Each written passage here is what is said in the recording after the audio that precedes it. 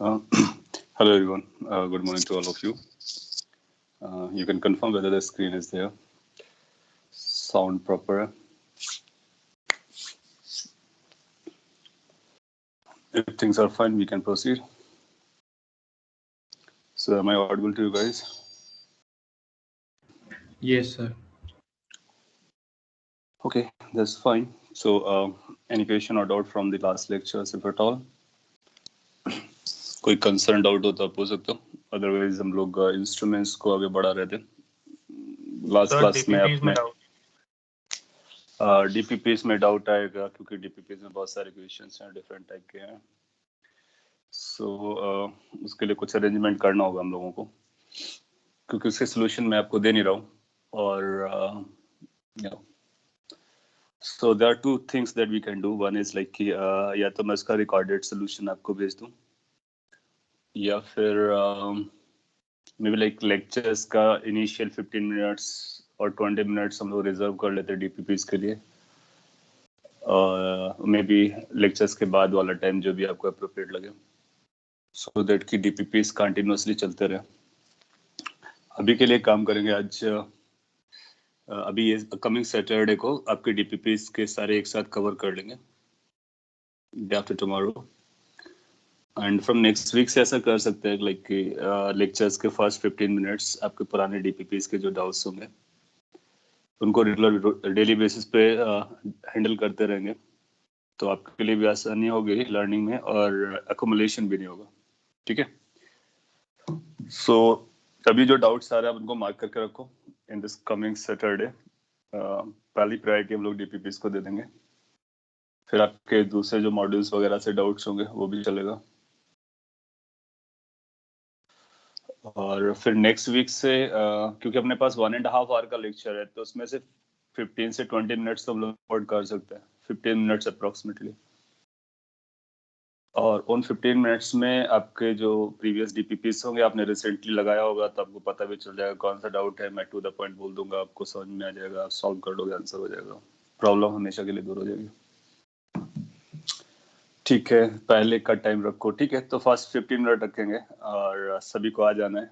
अगर आपको डाउट है, नहीं डाउट है, तो आपकी चॉइस है. कोई फोर्सफुली नहीं करेगा आपके लिए. आपको आना पड़ेगा. आपने बोला प्लीज री एक्सप्लेन और explain infinite ladder situation. Okay, तो आप चाहते हो इनफाइनाइट लैडर को मैं एक बार फिर से एक्सप्लेन करूं. ठीक है, इनफाइनाइट लैडर के केस को मैं एक्सप्लेन करता हूं, फिर इसके बाद में आगे बढ़ते हैं. Give me 1 minute.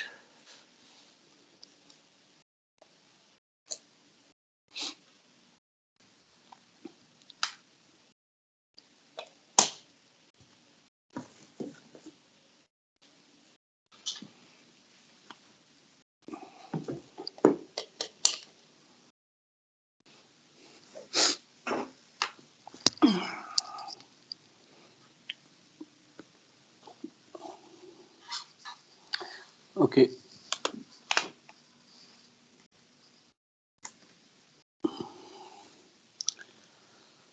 सो इनफाइनाइट लैडर में क्या करते हैं, मैं आपको ब्रीफ अप करता. कैलकुलेशन आपने ऑलरेडी कर रखी है, उसी को आप यूज कर सकते हो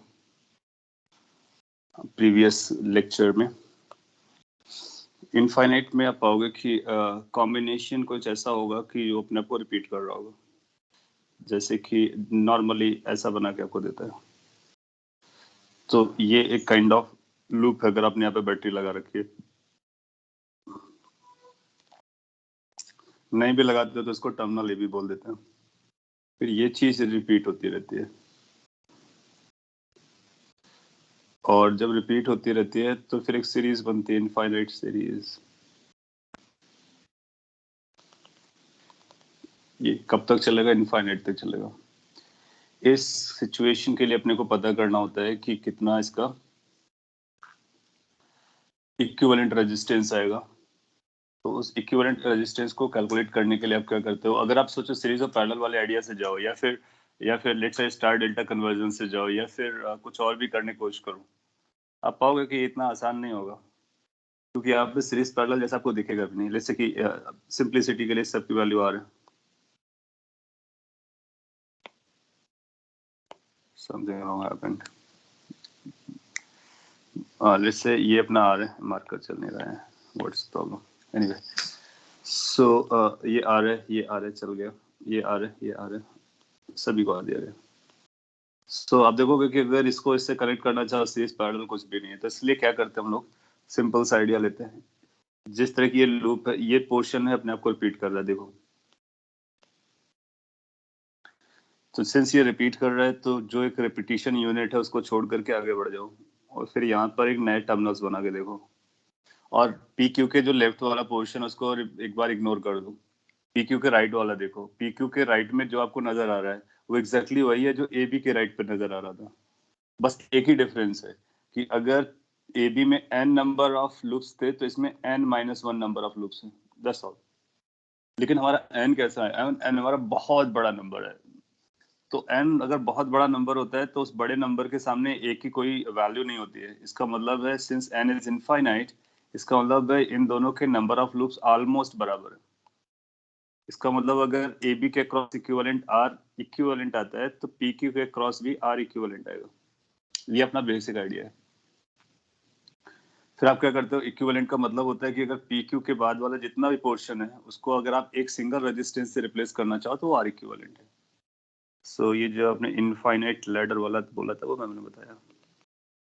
सो आप इसको रीड्रॉ करते हो, कैसे रीड्रॉ करोगे, आप ए को एस सच रखो, बी को एस सच रखो, पी इधर कहीं था, क्यू इधर कहीं था, और पी और क्यू के बाद का जितना भी इनफाइनाइट राइट साइड में था सबको हटा दो और सबको उसके इक्विवेलेंट से रिप्लेस कर दो, और वो आर इक्विवेलेंट है।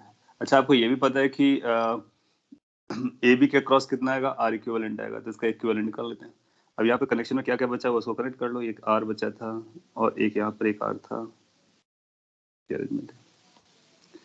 ना ये जो सर्किट है ये सिंपल सर्किट है, इसमें आपको पता चल रहा है कि ये दोनों पैरेलल हैं, ये सीरीज में है, और यहाँ से आर अक्रॉस ए बी निकालना है, तो ये भी आर इक्विवेलेंट के बराबर आएगा। अब निकालो आर इक्विवेलेंट टोटल, इसको यूज करते हुए अपना आंसर आ जाएगा। क्या बनेगा, ये दोनों पैरेलल में आएंगे, फिर इसके साथ सीरीज में आएगा, तो हम लिखेंगे सीरीज में क्या लिखते हैं, दिस प्लस दूसरा वाला पैरेलल में क्या बनता है, R R equivalent divide by R plus R equivalent. इस इक्वेशन को सिंप्लीफाई कर लो, अपना आंसर आ जाता है। ओके तो ये इनफाइनाइट लैडर का केस है। इट्स जस्ट लाइक कि आपने कभी जीपी पढ़ा होगा, ज्योमेट्रिकल प्रोसेस प्रोग्रेशन, उस पर देखा होगा इनफाइनाइट टर्म्स के बारे में हम लोग बात कर लेते हैं, इनफाइनाइट सीरीज का आंसर निकालते हैं, एक्जैक्टली सेम वे पे यहाँ पे कर रहे होते हैं। इक्विवेलेंट का मतलब होता है that can replace all other terms. Okay, any other doubt if you have you can ask, otherwise हम लोग आगे बढ़ते हैं। ओके, सैटरडे हम लोगों ने बात की है, तो बाकी डाउट्स आप सैटरडे को पूछ लेंगे। एग्जांपल मैं आपसे आपको देता हूँ, जो लोग लर्न कर रहे हैं करंट इलेक्ट्रिसिटी उससे लिंक्ड है, और इंस्ट्रूमेंट्स को भी यूज कर सकते हैं। लेट्स से कि हम अपने पास एक सर्किट है जिसमें एक यहाँ पे बैटरी लगी हुई है, यहाँ पर एक रेजिस्टेंस लगा हुआ है, यहाँ पर आपने एक डिवाइस लगाई है जिसका नाम A1 है, और इसके बाद एक रेजिस्टेंस यहाँ पे लगा हुआ है, एक यहाँ पर अमीटर लगा दिया जिसका नाम A2 है, एक यहाँ पर डिवाइस लगी हुई है और एक रेजिस्टेंस लगा दिया है, बैटरी भी है, इसका नाम A3 है। ये एक सर्किट आपको बना के दिया जा रहा है। लेट से ये 10 वोल्ट है, ये 2 ओम है, ये 4 ओम है, और ये 20 वोल्ट है, ये 5 ओम है। क्वेश्चन सिंपल है, क्वेश्चन है फाइंड नंबर 1, और सीधे बोल देते हैं फाइंड रीडिंग्स ऑफ अमीटर। जो अमीटर्स लगे हुए हैं उनकी रीडिंग बतानी है। A1 कितना रीड करेगा, A2 कितना रीड करेगा, A3 कितना रीड करेगा, ये अपने को पता करना है। यू कैन ट्राई, वैल्यूज आपको समझ में आ रही होंगी। ये 4 ओम है, ये 20 वोल्ट है, 5 ओम है, 10 वोल्ट है। बहुत सिमिलर क्वेश्चन IIT के एग्जाम में आ चुका है एक बार।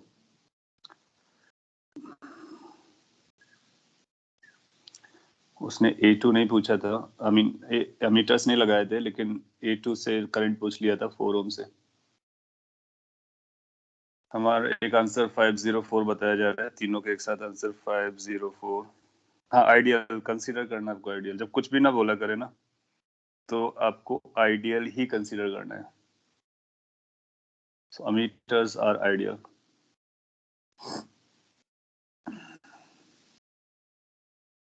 504 मतलब 5 फर्स्ट का, 0 सेकंड का, 4 थर्ड का। गुड।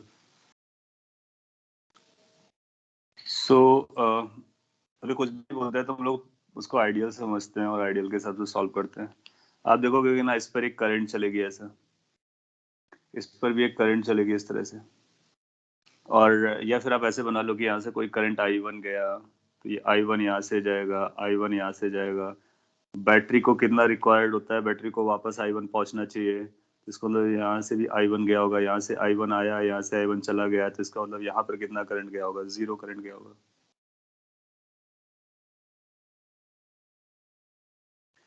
सिंस करंट लूप पे चलता है और ये जो ए बी, ये जो टर्मिनल्स हैं ये लूप नहीं बना रहे हैं, इसलिए इस वाली ब्रांच में कोई करंट नहीं जाएगा। जो कभी इस तरह से एक कनेक्टिंग ब्रांच लगाओ तो आप बोलोगे उस पर कोई करंट नहीं जाएगा अगर यहाँ पे लूप्स हैं तो।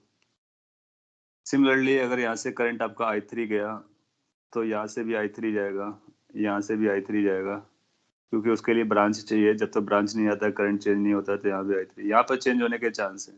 लेकिन बैटरी को भी कितना चाहिए, जितना गया उतना चाहिए, I3 चाहिए, इसका मतलब यहाँ से कितना जाएगा, 0 हो गया रीडिंग। सो हम लोग कैसे आंसर दे देंगे, इजिली आंसर दे देंगे। I1 के लिए क्या बोलेंगे, किरचॉफ्स लॉ लगा दे इस वाले लूप पे, तो आपको मिलेगा 2 times I1 is equal to 10, so I1 came out to be equal to 5 ampere. Ohm's law लगा लो या फिर किरचॉफ्स लगाओ, बात एक ही है। ओम्स लॉ एक सिंगल रेजिस्टेंस में वैलिड होता है, आप उसके लिए लगाते हैं, और किरचॉफ किसी भी लूप के लिए लगा सकते हैं। I2 सेकंड से जाने वाला करंट 0 हो जाएगा, तो ये A1 की रीडिंग थी, ये A2 की रीडिंग हो गई।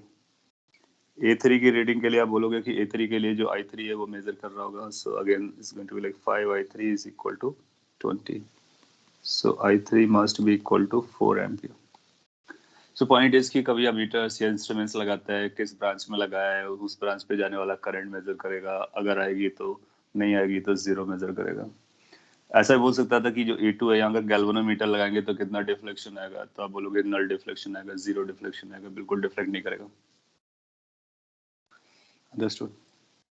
ओके, सो आगे बढ़ने का और ये समझने का कि जो गैल्वेनोमीटर आपने पढ़ा, अमीटर पढ़ा, और जो वोल्ट मीटर पढ़ा, इनमें आपस में कैसे लिंक है। तो हम लोग कुछ ऐसा हेडिंग लिख सकते हैं, conversion of galvanometer into ammeter and voltmeter. इस पर क्वेश्चंस आते हैं, इसलिए इसको समझना अपने लिए जरूरी है। किसी गैल्वेनोमीटर को आप अमीटर और वोल्टमीटर में कैसे कन्वर्ट कर सकते हो, वो आपसे थ्योरेटिकली भी पूछेगा एज वेल एज न्यूमेरिकली भी पूछेगा। तो पहला हम लोग ये देखेंगे कि गैल्वेनोमीटर को हम अमीटर में कैसे कन्वर्ट कर सकते हैं। गैल्वेनोमीटर एक डिवाइस होती है जो करंट को चेक करता है, अमीटर एक डिवाइस होती है जो करंट को मेजर करता है। नाउ डिफरेंस ये है कि गैल्वेनोमीटर में जो रेंज होती है वो बहुत कम होती है, वेरी स्मॉल रेंज, राइट। और आई होप कि मैं ऑडिबल हूँ। दूसरा पॉइंट ये है कि अमीटर में रेंज ज्यादा होती है, गैल्वेनोमीटर में रेंज कम होती है। सो अपने को बेसिकली ये समझना है कि किस तरह से हम गैल्वेनोमीटर की रेंज बढ़ा सके ज्यादा करंट को बनाने मेजर करने के लिए, क्योंकि ये भी करंट मेजर कर रहा था, ये भी करंट मेजर कर रहा था, बस डिफरेंस ये है कि इनको रेंज बढ़ानी है। सो अरेंजमेंट क्या होता है वो समझते हैं। आप एक गैल्वेनोमीटर लीजिए,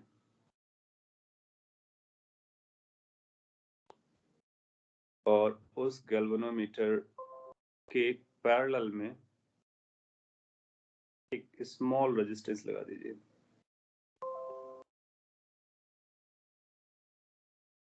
जनरली उसको हम लोग शंट के नाम से जानते हैं, एस से बुला देंगे, और भी नाम दे सकते हो।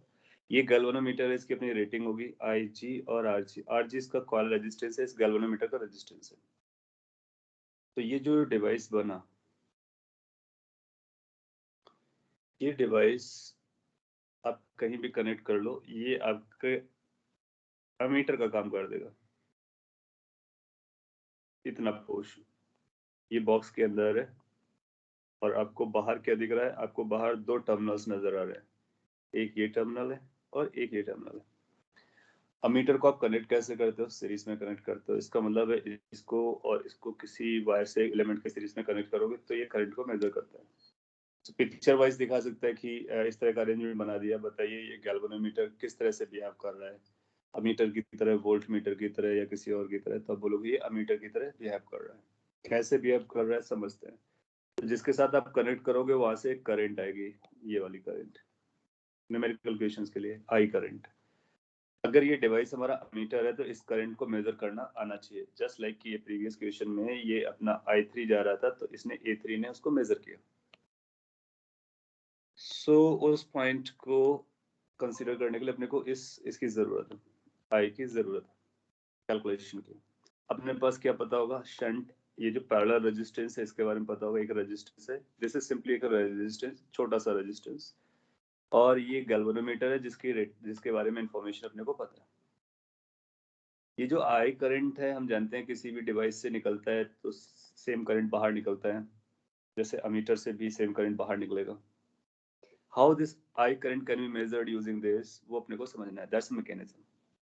तो आपसे क्वेश्चन पूछा जाएगा कि गैल्वेनोमीटर को अमीटर में कन्वर्ट करने के लिए क्या करना पड़ता है? क्या करना पड़ता है? आप बोलोगे एक छोटा सा resistance parallel to the galvanometer लगाना पड़ता है।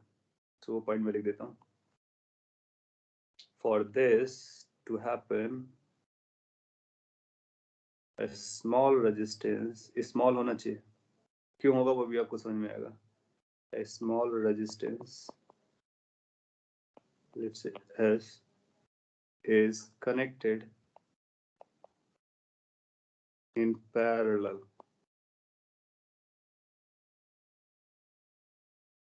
with the galvanometer।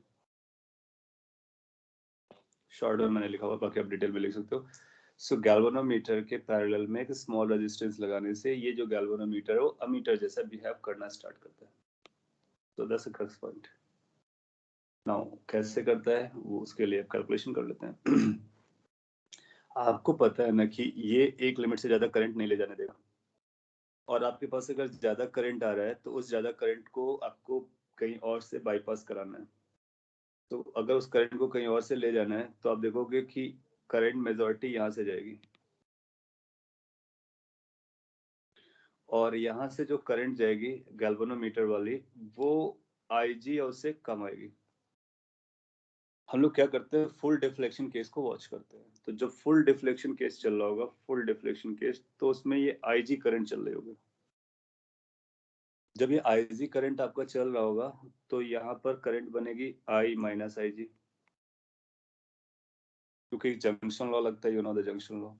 तो इसका मतलब हम लोग इसको यूज करेंगे, we will be using it at full deflection. तो ये जो फिगर बनाया जा रहा है एट फुल डिफ्लेक्शन केस के लिए बनाया जा रहा है, क्योंकि फुल डिफ्लेक्शन करंट अपने को पता होती है। अगर ये फुल डिफ्लेक्शन नहीं है तो करंट IG से कम रहेगी। फुल डिफ्लेक्शन से हम ये पता कर लेते हैं बेसिकली कि हमको जो शंट या रेजिस्टेंस यहाँ पे लगाना है इसकी रेंज क्या होनी चाहिए। हाँ, आपने बोला should S be less than RG, ऐसा कोई आइडिया नहीं है कि एस की वैल्यू से कम होनी चाहिए। ये वैल्यू वैसे भी अपने आप में भी काफी कम होनी चाहिए। आप ऐसा बोल सकते हो RG से भी कम होगी, क्योंकि ये बहुत कम है। अभी आप देखोगे कैलकुलेशन हम लोग करेंगे तो ये एस की वैल्यू कितनी होगी इस बात पे डिपेंड करेगी आई हमने कितने मेजर करनी है। तो कितना करंट, किस लेवल तक का करंट आपको मेजर करना, उसके बेसिस पर हम एस की वैल्यू को कम करते हैं। तो यहाँ पे स्मॉल का मतलब है it depends on the current that we are measuring उसके बेसिस पर। RG से ऐसा कंपैरिजन नहीं करने का, नॉर्मली कम ही रहता है, RG से काफी कम रहता है। सो ये फुल डिफ्लेक्शन का मतलब IG करंट यहाँ पे जा रही है। अब आप इस सर्किट को अगर रीड्रॉ करो तो कुछ हमारे पास ऐसा इलेक्ट्रिकल सर्किट नजर आएगा। केवल अंदर वाला पॉइंट में ड्रॉ कर रहा हूँ। ये जो गैल्वेनोमीटर है ना, एक रेजिस्टेंस है, नीचे एक शंट लगा हुआ है, वो भी एक रेजिस्टेंस है। यहाँ से करंट आया था और उधर निकल गया, ये आई करंट आया था और इधर से आई वापस गया। ये रेजिस्टेंस आपका आरजी था और ये रेजिस्टेंस एस है। यहाँ पर जो करंट जा रहा था वो आई जी था और यहाँ से जाने वाला करंट आई माइनस आई जी है।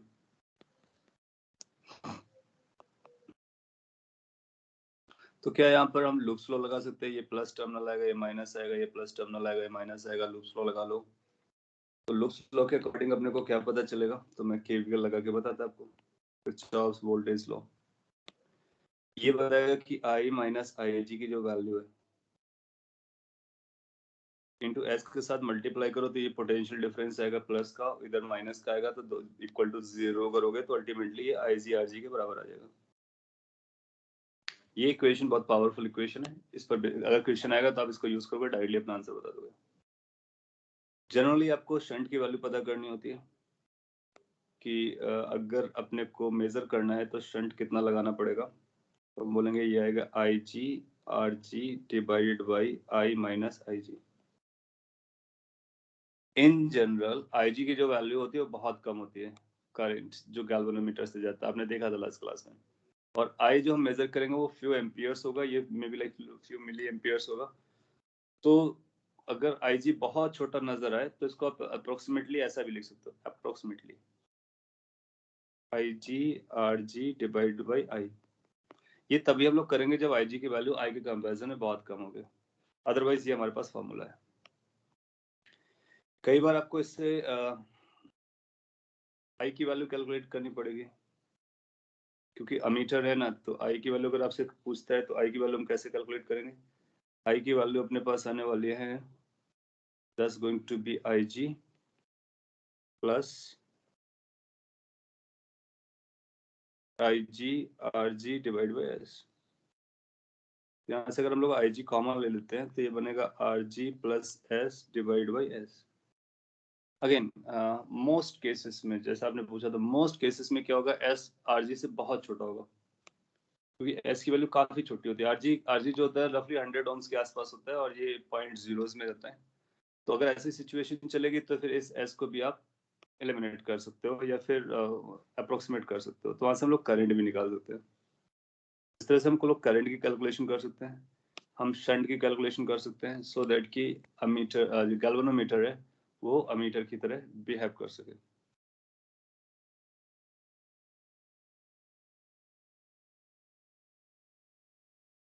कॉपी कर लीजिए, मैं एक न्यूमेरिकल एग्जांपल देता हूँ तो आप उसको यूज करके आप बताएंगे कि क्या आंसर आने वाला है।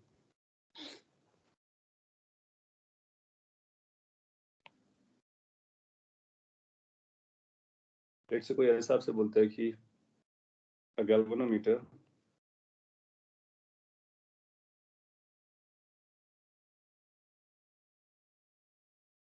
has coil resistance। हाँ, मैं प्रीवियस स्लाइड पे आ जाता हूँ। ओके, अभी आ जाता हूँ, हो सकता है आपको टाइम लग रहा हो नोट करने के लिए, कॉपी कर लीजिए आराम से 10 प्रीवियस वन, फिर मैं इस क्वेश्चन को कैरी करता हूँ।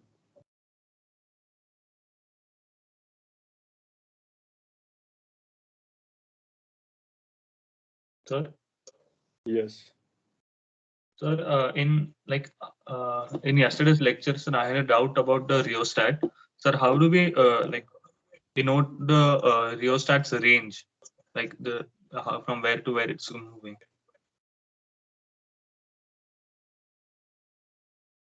Well it will depend how it has been given. Like कई बार क्या होगा कि वो आपको as a function of some variable दे देगा, तो उस केस में आप उसकी मिनिमम और मैक्सिमम वैल्यू निकालोगे तो आपको रेंज पता चल जाएगा। इन सम केसेस में वो टोटल वैल्यू देगा, और वो जो पॉइंटर हम लोगों ने मूव करने वाला देखा था कि ए पर लगाया, बी पर लगाया, बीच पे कहीं लगाया, तो उस पे हम अपना लॉजिक लगा लेते हैं। लॉजिक क्या चलता है कि अगर वो पूरा का पूरा रेजिस्टेंस हमने अंदर लिया, सर्किट पे लिया, तो पूरी वैल्यू काउंट करेंगे। सर्किट से बाहर लिया, पूरा रेजिस्टेंस को आउटसाइड कर दिया है रियोस्टेट को, तो आप बोलोगे कि उस केस में उसका कोई कंट्रीब्यूशन नहीं है सर्किट में। और अगर कहीं उसके मिड पे चल रहे हैं तो कितना पोर्शन इनसाइड है वो मैटर करता है, सर्किट पे इन्वॉल्व है। जो आउटसाइड चला गया है वो सर्किट का पार्ट नहीं बन रहा, उस पर करंट नहीं जाएगी। तो उसमें हम लोग लेंथ के प्रोपोर्शन में जाते हैं। क्यों? क्योंकि आर की वैल्यू रो एल अपॉन ए होती है। तो जैसा बोलेगा कि मिड पॉइंट पर है तो इसका मतलब आधा रेजिस्टेंस इनसाइड है, आधा आउटसाइड है। जैसे मैंने 2/3 बोला था, तो 2/3 is inside, 1/3 is outside. Total resistance probably 3 था, तो 3 का 2/3 कितना हो जाएगा? 2 हो जाएगा। तो 2 ओम इनसाइड रखा था, 1 ओम आउटसाइड रखा था। सो डिपेंड्स लाइक कि वो क्वेश्चन ने कैसे फ्रेम किया हुआ है, उसके हिसाब से हम उसकी मैक्सिमम मिनिमम वैल्यूज को बता सकते हैं। तो वो आपको मैक्सिमम मिनिमम वैल्यू खुद बता के देता है। बेसिकली कितना आप यूज कर रहे हो किस इंस्टेंट पर, वो आपको जज करना होता है। Okay, Okay, sir. let's pick this question. Yes, yeah, carry on.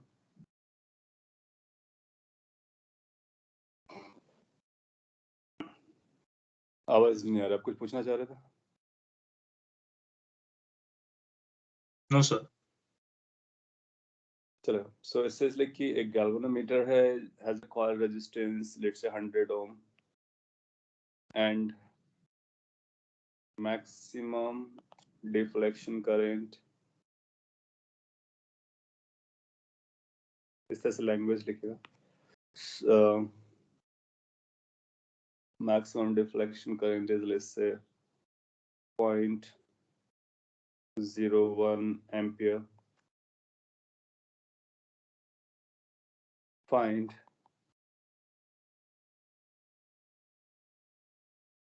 the resistance needed to convert it into an ammeter for measuring 10 ampere current. So अगर आपको 10 एम्पियर करंट मेजर करना है, उसके लिए आपको इसको अमीटर बनाना है, गैल्वेनोमीटर को। कितना रेजिस्टेंस आपको लगाने की जरूरत है, ये अपने को पता करना है। सो इस क्वेश्चन का आंसर आप देने के लिए प्रीवियस स्लाइड को यूज करेंगे, और अगर प्रीवियस स्लाइड आपको समझता है आप अपना आंसर बता दोगे। और क्वेश्चन जो भी आएगा बहुत स्ट्रेट फॉरवर्ड आएगा, तो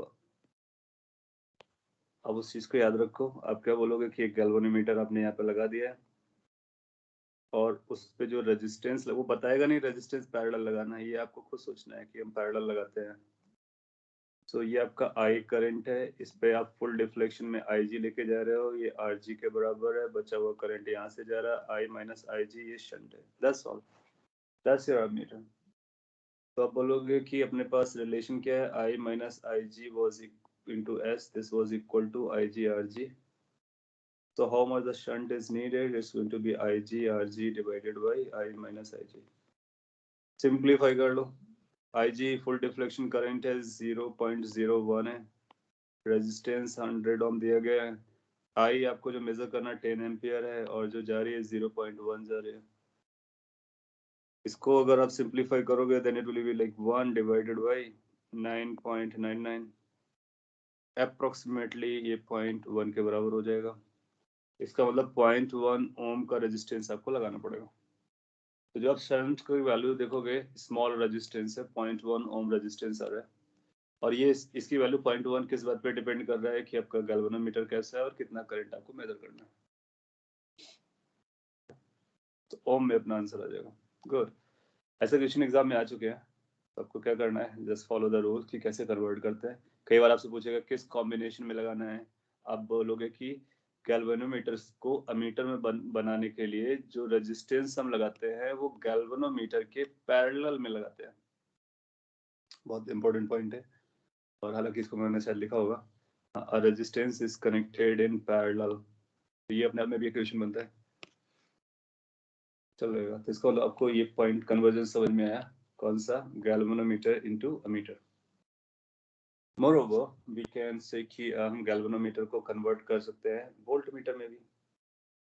galvanometer can be used to form the voltmeter. कैसे? तो इसके लिए भी एक रेजिस्टेंस लगाते हैं। For this large resistance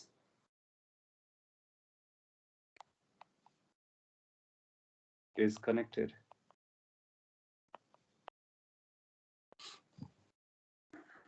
in series with the galvanometer.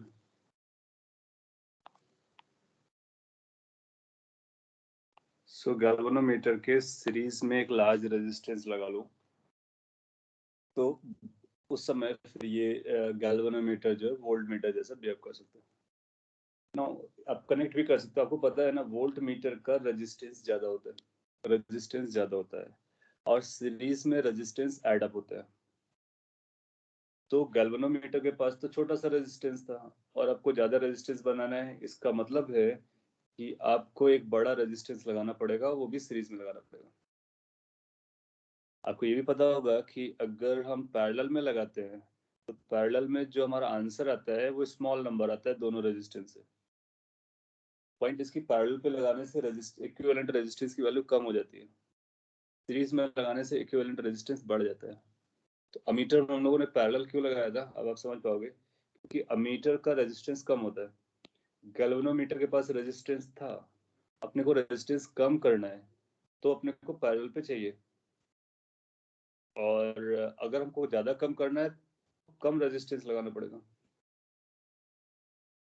तो अगर आप लिंक करोगे तो वहां से भी आपको एक आइडिया मिलता है, ताकि आपको याद रखने की जरूरत नहीं है, आप कभी भी सोच सकते हो कि क्या करना चाहिए। एनीवे, किस तरह का दिखेगा तो देखते हैं। एक गैल्वेनोमीटर आप ऐसे लगाओ, उसके साथ एक रेजिस्टेंस लगा दो, और ये आपका डिवाइस रेडी हो गया। ये जो डिवाइस हो गया, ये आपको अब ये वोल्ट मीटर जैसा बिहेव करेगा, that means potential difference measure करके बताएगा। आपको पता है ना कि जो पोटेंशियल डिफरेंस मेजरिंग डिवाइस है, जिसको वोल्ट मीटर कहते हैं, इसको हम लोग पैरेलल में लगाते हैं। इसका मतलब इसको अगर किसी के साथ कनेक्ट करना है, किसी एलिमेंट के साथ, तो आपको ऐसे कनेक्ट करना पड़ेगा, यहाँ पे डिवाइस लगानी पड़ेगी। और वो सर्किट कुछ ऐसा होगा, ये फिर यहाँ पर आपका एलिमेंट होगा जिसके क्रॉस आप मेजर करना चाह रहे हो, मे बी बैटरी में भी रेजिस्टेंस, फिर करंट ऐसे जा रहा है। तो ये जो है ये वोल्ट मीटर जैसा बिहेव कर रहा है। नाउ वोल्ट मीटर केस में आपको पता होता है कि हम यहाँ से कम करंट अलाउ कराते हैं, क्योंकि जितना कम करंट जाएगा पैरेलल में उतना हमारा सर्किट कम डिस्टर्ब होगा। लास्ट क्लास में एग्जांपल लिया था। तो ये जो मैक्सिमम डिफ्लेक्शन करंट कितना ले जा सकता है, IG, उससे ज्यादा नहीं ले जा सकता है।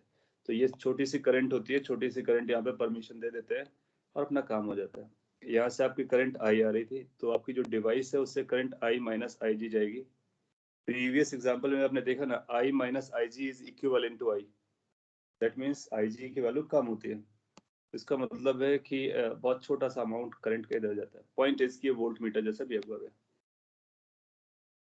चलता है। सो अब आपको चाहिए क्या, अगर ये वोल्ट मीटर जैसा डिवाइस है आपका, so what you want, you basically want कि आप इस डिवाइस के क्रॉस पोटेंशियल डिफरेंस मेजर कर सकें। दैट मीन्स इसके क्रॉस पोटेंशियल डिफरेंस मेजर कर सकें। सो अपने को ये तो पता है कि इसका रेजिस्टेंस कितना है, IG है। तो अगर अपने को पोटेंशियल डिफरेंस इन दो टर्मिनल्स के बीच में मेजर करना था, AB के, तो या तो हम लोग यहाँ से मेजर करें या फिर यहाँ से मेजर करें, बराबर है, क्योंकि पैरेलल में।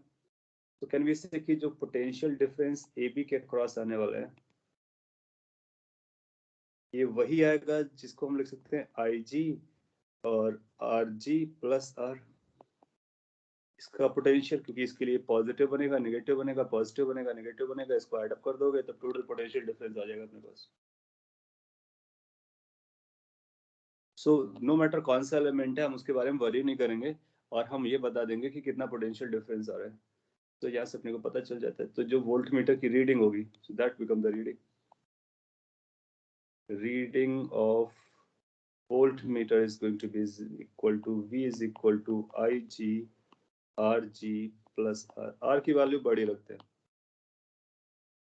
R की वैल्यू जितनी बड़ी रखोगे उतनी करंट कम आएगी और उतना ही ज्यादा पोटेंशियल आप मेजर कर सकते हो। और ये जो RG प्लस R है, इन दोनों को आप चाहो तो RV लिख सकते हो, वोल्ट मीटर का पोटेंशियल डिफरेंस। तो ये जो वोल्ट मीटर बना उसका, सॉरी, वोल्ट मीटर का रेजिस्टेंस, तो वोल्ट मीटर का इक्विवेलेंट रेजिस्टेंस कितना हो जाएगा, ये हो जाएगा आर जी। आप देखोगे आर की वैल्यू जो है ना कॉइल रेजिस्टेंस या गैल्वेनो रेजिस्टेंस से काफी ज्यादा होता है, तो कई बार हम इसको फिर इग्नोर कर सकते हैं अगर ये नंबर किलो ओम और ज्यादा बड़ा नंबर आया तो, अदरवाइज इसको हैंडल कर लेंगे। So point is कि this is how a galvanometer can measure the potential difference across an element when it is connected by a resistance in series so that it behaves like a voltmeter, and this voltmeter is connected in parallel across a device. Copy कर लीजिए, और कब series में है कब parallel में है कौन कैसा है वो आपको समझना है। So this is your galvanometer into voltmeter.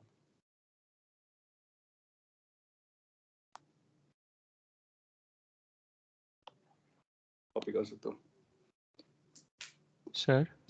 Yes sir लेकिन अगर R बहुत लार्ज रहा तो जो करंट जाएगा गैल्वेनोमीटर से तो वो IG से लेस हो जाएगा ना?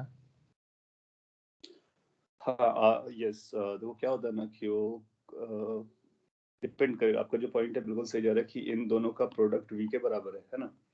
अब अपने को अगर इसको वोल्ट मीटर यूज करना है तो अपने को ये पता होता है कि कितना पोटेंशियल अपने को मेजर करना है। तो अगर हमको पोटेंशियल मेजर करना है तो ये अपने को नोन है, और IG तो अपने को पहले से पता है कितना है, तो हम इससे ये कैलकुलेट करते हैं कि कितना रेजिस्टेंस अपने को चूज करना चाहिए सो दैट कि ये पोटेंशियल हम मेजर कर सकें। तो इस रिलेशन को हम लोग जिस तरह से मैं बता रहा हूँ इस तरह से देखते हैं। आपने जो देखा अदरवाइज भी देखा जा सकता है कि अगर हमने आर को बहुत ज्यादा लगा दिया तो फिर ये करंट हमारी कम हो जाएगी, बिल्कुल कम हो जाएगी। तो उस समय कितनी करंट जाएगी उसके लिए फिर हम किसी और इंस्ट्रूमेंट से मेजर कर पाएंगे, फिर ये नहीं मेजर कर पाएगा। तो ये जो डिवाइस है ये हमारा वोल्ट मीटर तभी बिहेव करेगा जब हम फुल डिफ्लेक्शन करंट को चला रहे होंगे, क्योंकि हमको फुल डिफ्लेक्शन करंट पता होती है। और अगर हम फुल डिफ्लेक्शन करंट नहीं रन करा पा रहे हैं तो ये हो सकता है कोई आई वैल्यू हो जो कि 0 से लेकर के IG के बीच में होगा, तो अपने को ये पता नहीं होगा, तो ये भी हमारे लिए एक नया अननोन हो गया। तो फिर इस एक्सपेरिमेंट से पोटेंशियल डिफरेंस निकालना हमारे लिए चैलेंजिंग हो जाएगा, फिर उसके लिए वो किसी और डिवाइस को लेना पड़ेगा और करंट को मेजर कर सकते हैं। जो आपने बोला डेफिनेटली इस पे कितना करंट जाएगा वो इस बात पे डिपेंड करेगा। तो इसको हम लोग यूज कैसे करते हैं, रिवर्स वे पे यूज करते हैं। कितना पोटेंशियल मेजर करना है ये आप बताओगे, करंट कितना है ये हमको पता है, क्वेश्चन क्या पूछेगा कितना रेजिस्टेंस आपको लगाना है, तो हम बैक कैलकुलेशन से हम रेजिस्टेंस को पता कर लेते हैं। Make sense? और the same thing, excuse me sir. Yes so दोनों डिवाइस का ये यूज रहता है कि वोल्ट मतलब वोल्टेज और करंट मेजर करना, लेकिन वो तो पहले से पता रहना चाहिए तो फिर रेजिस्टेंस निकालता है, तो इसका मतलब कोई सिग्निफिकेंस यूज है क्या? इसकी हेडिंग देखो अपना क्या है, इसका यूज ये कि हम गैल्वेनोमीटर को वोल्ट मीटर और मीटर में कन्वर्ट कर सकते हैं। तो हमारा पर्पस है कि क्या हम गैल्वेनोमीटर को अमीटर वोल्ट मीटर में कन्वर्ट कर सकते हैं। पॉइंट इज यस, कैसे कन्वर्ट कर सकते हैं that's what we are learning. तो हम लोग इसको मेजर करने के लिए नहीं, कन्वर्जन के पॉइंट ऑफ व्यू से लर्न कर रहे हैं। सो अगर आपको गैल्वेनोमीटर को अमीटर में कन्वर्ट करना है, कोई करंट आपको मेजर करनी है, वो करंट आपको पता है, तो उसके लिए आप कितना रेजिस्टेंस को गैल्वेनोमीटर के साथ किस तरह से कनेक्ट करेंगे सो दैट वो डिवाइस आपकी रेडी हो जाए।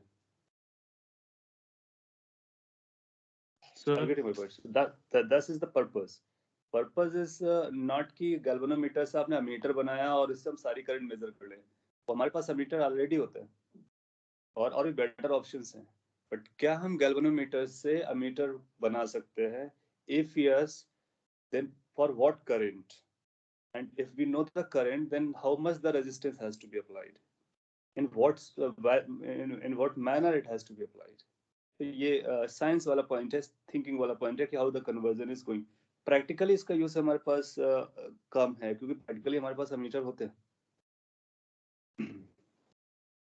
Yes. Sir, like we can measure the current flowing through galvanometer like according to the deflection of the needle, right? Yes. Sir, the 10 ampere which was given in the question, so that is a range. We can change the scale, right? So we are changing the scale in the question. Like from 0 to 10 ampere we can measure, or sometimes we can measure from 0 to 100 ampere. Of course, yes. आप या exactly ऐसे बोल सकते हो, क्योंकि यहाँ पर जो हम लोग कैलकुलेट कर रहे हैं वो रेंज कैलकुलेट कर रहे हैं, क्योंकि हमारी आई की वैल्यू जो होती है वो आई 0 से लेकर के आई जी के बीच में होती है। तो कई बार क्वेश्चन आपको रेंज के टर्म में भी बोलेगा, बिल्कुल बोलेगा। अभी हम लोग जो कर रहे हैं वो मैक्सिमम करंट कितना मेजर कर सकते हो उसके बारे में बात कर रहे हैं, और आप देखोगे कि आई की वैल्यू हमारी बदलती रहेगी, क्योंकि यहाँ पर आपने देखा था कि एक डायल होता है जिसमें हम वहां से भी रीडिंग ले सकते हैं।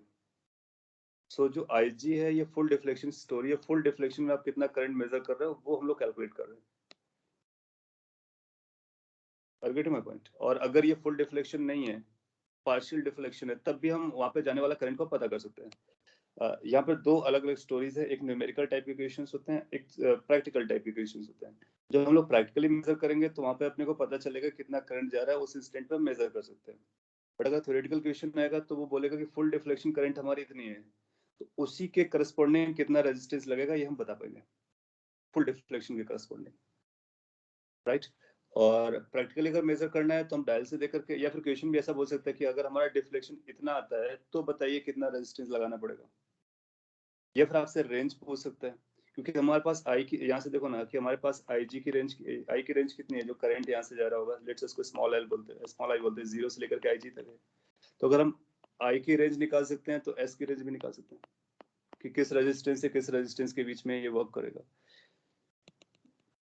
सो जनरली जो क्वेश्चन आपको देगा वो फुल डिफ्लेक्शन के टाइम पे देगा, किसी और पॉइंट पे देता है तो हम पता कर सकते हैं, क्योंकि हमारे पास डायल होता है, आपने बिल्कुल राइटली आइडेंटिफाई किया। हाँ, लेकिन जो फुल डिफ्लेक्शन के बियॉन्ड वाली करंट है वो अलाउ नहीं करेगा सर्किट। जैसे कि इसमें आपने क्वेश्चन रेज किया था कि अगर हम आर की वैल्यू बहुत बड़ी कर देते हैं तो आईजी की वैल्यू कम हो जाएगी। अगर आप प्रैक्टिकल एक्सपेरिमेंट करते हो, ठीक है, इसको कम हो जाने दो, डायल पे आपको दिख जाएगा कितना कम हुआ है, उसको यूज कर लो, आपको वहां से आंसर मिल जाएगा।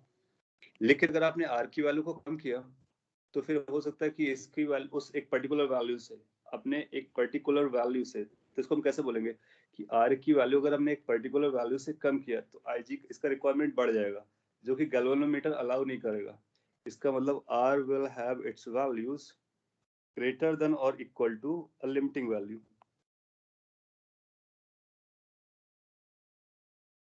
दैट मीन्स कि अगर आपको इसको एज अ वोल्टमीटर यूज करना है तो इस रेजिस्टेंस की वैल्यू लिमिटिंग वैल्यू से ज्यादा रखनी है। वो लिमिटिंग वैल्यू क्या होगी, वो लिमिटिंग वैल्यू हम यहाँ से कैलकुलेट कर सकते हैं। V के लिए किस पोटेंशियल के लिए लिमिटिंग वैल्यू है तो वो भी बताएगा, IG आपको पता है, RG पता है, तो यहाँ से लिमिटिंग वैल्यू आपको पता चले। फिर आप रेजिस्टेंस उस वैल्यू से ज्यादा लो, ये आपको छोटी सी करंट देगा, चलता रहेगा चलता रहेगा चलता रहेगा, यानी फिर यहाँ से सारी करंट ले लेगा 0 से लेकर के IG के बीच में, मेजर करके आपको बता देगा। सो अपने को रेंज पता चल जाएगी। लेकिन जनरली जो क्वेश्चंस आपको बोलेगा वो लिमिटिंग कंडीशन के लिए पूछेगा, तो आप लिमिटिंग कंडीशन के लिए यहाँ पे कैलकुलेट कर सकते हो। सिमिलरली यहाँ पर भी हम लोग लिमिटिंग कंडीशन के लिए शंट की वैल्यू कैलकुलेट कर लेते हैं फुल डिफ्लेक्शन के लिए। Making sense? ये कोई और कंसर्न है तो बोल सकते हो, अदरवाइज हम लोग नेक्स्ट डिवाइस की तरफ चलते हैं। So how to convert this galvanometer into voltmeter and ammeter, वो आपको आइडियाज पता है कैसे मेजरमेंट होता है, जो वैल्यूज दी जाएगी उसके बेसिस पर आप सर्किट बनाओगे, सर्किट को सॉल्व कर लोगे, अपने आंसर हो जाएंगे ना। ये जो वोल्टमीटर था और ये अमीटर था, ये इम्प्रिसाइज डिवाइसेस होते हैं, आपको पता है कि वो करंट को यूज करता है तो उसकी वैल्यूज चेंज कर देता है, सर्किट को डिस्टॉर्ट करता है, डिफॉर्म करता है, चेंज करता है। तो उससे डील करने के लिए हमारे पास एक दूसरा डिवाइस होता है जिसको हम लोग पोटेंशियोमीटर कहते हैं। पोटेंशियोमीटर थोड़ा सा कॉम्प्लेक्स जाएगा, तो उससे पहले हम छोटा सा सिंपल वाला इंस्ट्रूमेंट पढ़ लेते हैं जिसको हम मीटर ब्रिज कहते हैं। मीटर ब्रिज और पोटेंशियोमीटर के कॉन्सेप्ट मैच करते हैं काफी हद तक। सो मीटर ब्रिज ये भी आपके सिलेबस में बहुत सिंपल है, क्वेश्चन आप देख करके आंसर दे सकते हो विदाउट पेन और पेंसिल को टच किए हुए। तो समझ लेते क्या है ये जो मीटर ब्रिज है। एक डिवाइस होती है, कई सारे पर्पस होते हैं, तो इसका जो मेन इंपॉर्टेंट पर्पस है वो रेजिस्टेंस को कैलकुलेट करने के लिए होता है। सो मेन पर्पस को मैं लिख देता हूँ, it is a device that is used to measure resistance. It is used to measure an unknown resistance.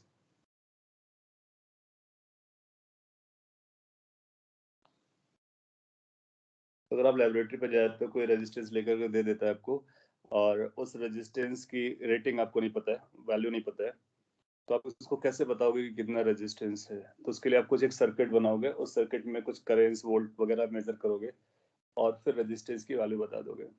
आप बोलोगे हमारे पास एक तो सिंपल तरीका है कि अगर आपका रेजिस्टेंस अननोन है, एक रेजिस्टेंस लो, एक बैटरी लो, और एक अमीटर लगा लो, और यहाँ पर एक वोल्ट मीटर लगा लो, और यहाँ ना लगाओ तो वोल्ट मीटर बेसिकली आप यहाँ पे लगा लो। तो ये जो वोल्ट मीटर होगा रेजिस्टेंस के क्रॉस पोटेंशियल डिफरेंस दे देगा, ये रेजिस्टेंस से जाने वाली करंट दे देगा। आप तो मीटर को यहाँ भी लगा सकते हो। सो अगर आइडियल कंडीशन है तो कहीं भी लगाओ, कोई फर्क नहीं पड़ेगा।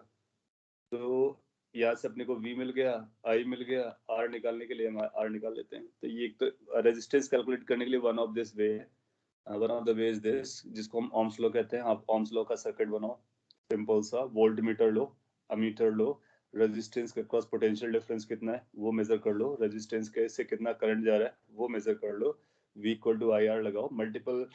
ये भी एक एक्सपेरिमेंट होता है, आप लेबोरेटरी में करोगे। आप क्या करोगे, मल्टीपल रीडिंग लोगे, एक रीडिंग नहीं लेते। मल्टीपल रीडिंग इसलिए लेते हैं क्योंकि जो एरर्स होती है वो मिनिमाइज हो जाती हैं।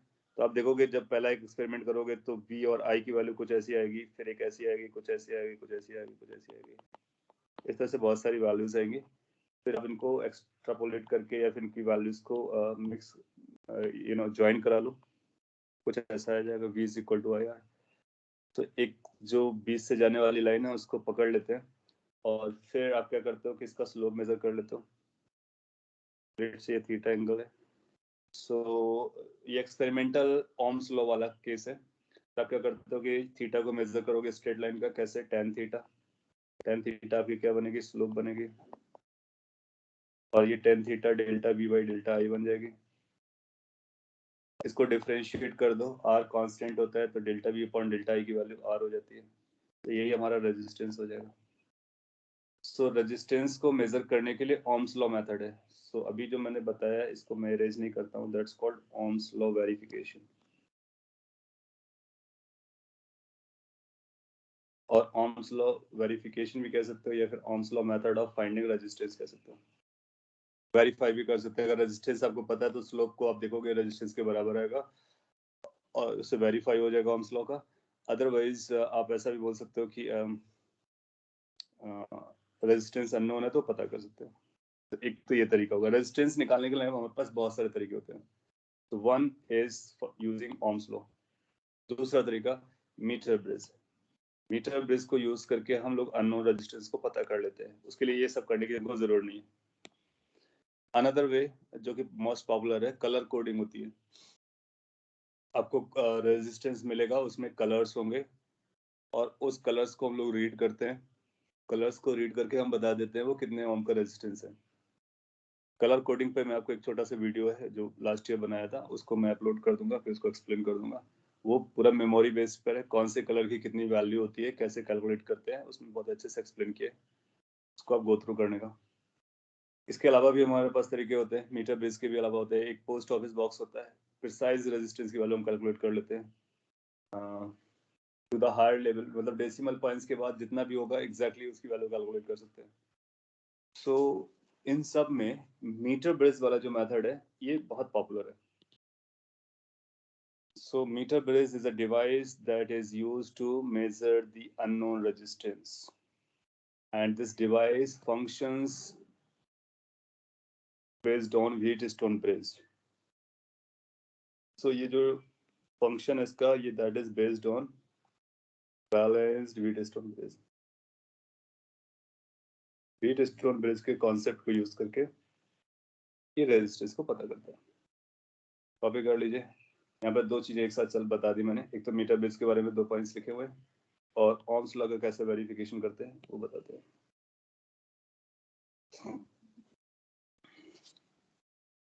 मीटर ब्रिज के लिए सेटअप क्या होता है और क्या कॉन्सेप्ट्स इन्वॉल्व होते हैं उनके बारे में बात करते हैं ना। ये मीटर ब्रिज है, नाम मीटर है, मीटर का मतलब 1 मीटर से बेसिकली हम लोग क्या करते हैं, एक यूनिफॉर्म क्रॉस सेक्शन का वायर लेते हैं जिसकी लेंथ 1 मीटर होती है। So we will be having 1 meter wire, AB wire. This is uniform cross section का रेजिस्टिविटी, किसी पर्टिकुलर रेजिस्टिविटी का कंडक्टिंग वायर है, और इसको आपको कनेक्ट करना है। इसका कनेक्शन जो है आप इस तरह से बनाओगे, डिफरेंट कलर यूज कर ले रहा हूँ। ब्लैक कलर का मतलब हमारा कंडक्टिंग वायर है जिसका रेजिस्टेंस है।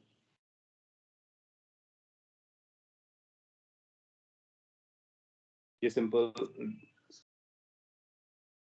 पिक्चर बना दिया गया है। बेसिकली यहाँ पर कुछ ऐसा अरेंजमेंट होता है।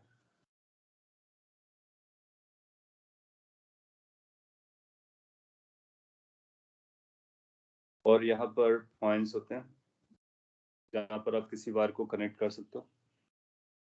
तो अगर आपको किसी रेजिस्टेंस को पता करना है तो या तो वायर का होगा या रेजिस्टेंस का होगा, उसके दो टर्मिनल होंगे। एक टर्मिनल यहाँ पे लगाओ और एक टर्मिनल यहाँ पे लगाओ, एक टर्मिनल इस पे लगाओ, एक टर्मिनल इस पे लगाओ। तो यहाँ पे दो रेजिस्टेंस लगाए जा सकते हैं। फिर इसको निकाल करके अलग कर सकते हो, इसको रिमूव कर सकते हो। सो यहाँ पर रेजिस्टेंस को कनेक्ट करना, डिस्कनेक्ट करना हमारे पास अवेलेबल होता है। मोर ओवर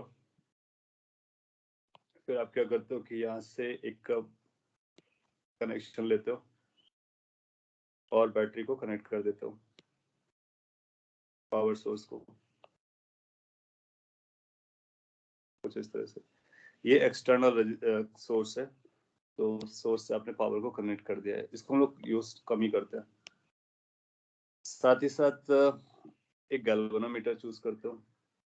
यहाँ से लेकर के यहाँ पर एक गैल्वेनोमीटर लगाओगे और उस गैल्वेनोमीटर के एक पॉइंट होगा जो फ्री होगा, जिसको आप स्लाइड कर सकते हो। ये सी पॉइंट है।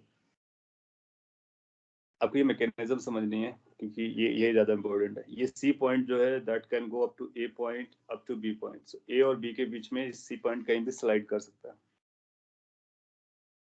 नाउ इस मीटर ब्रेस में यहाँ पर 0 रीडिंग होगी और यहाँ पर 100 सेंटीमीटर होगा। क्योंकि ये वाट है तो सेंटीमीटर या मीटर्स में लिखा सकता हूँ, मैं सेंटीमीटर में लिखता हूँ। अब आप क्या करते हो, एक नॉन रेजिस्टेंस लेते हो। तो एक रेजिस्टेंस को आपने लिया, यहाँ पे कनेक्ट कर दिया। एक रेजिस्टेंस को आपने पिक किया, यहाँ पे कनेक्ट कर दिया। इन दो रेजिस्टेंस में से एक रेजिस्टेंस आपका नोन होगा, एक अननोन होगा। सो नॉन रेजिस्टेंस को यूज करके हम अननोन रेजिस्टेंस को पता कर लेते हैं। That's logic. So let's say ये P रेजिस्टेंस है और ये Q रेजिस्टेंस है, या R1 R2 है, RS है, या जो भी है। P और Q को मैंने रेजिस्टेंस के नाम दिए हुए। सो ये जो पिक्चर है that is of meter bridge. तो यहाँ पर मैं लिख देता हूँ कुछ point. In a meter bridge,